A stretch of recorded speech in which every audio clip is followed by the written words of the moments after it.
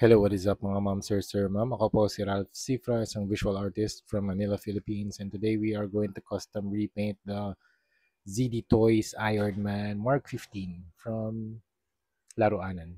Thank you very much, Laruanan, for providing this action figure for unboxing, review, and customization.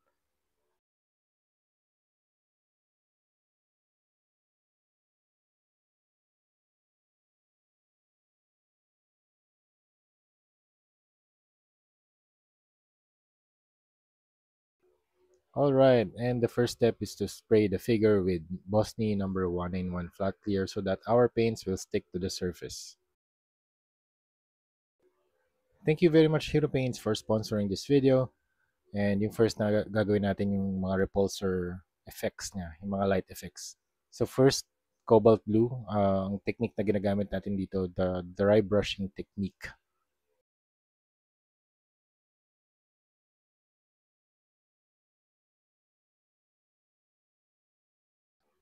Or after the darker shade, lighter shade naman yung apply natin. Coral blue naman yung color na in-apply natin dito. And then after that, we are going to use steel na paint para dun sa body niya.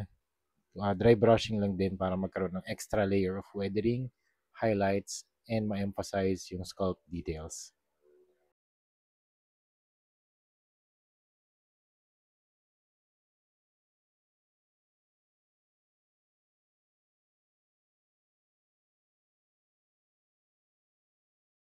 Okay, next we are going to use acrylic primer matte black and gamit tayo ng sponge para magkaroon ng extra layer of weathering, para magkaroon ng mga little speckles or dots.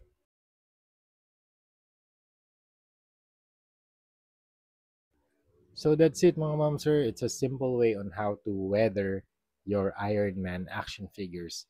Again, thank you very much Laro Anan for providing this action figure for unboxing and review and customization. Okay, kung gusto niyo pa mag-add ng lighter color dun sa mga repulsor blast, mag-add lang kayo ng white na paint.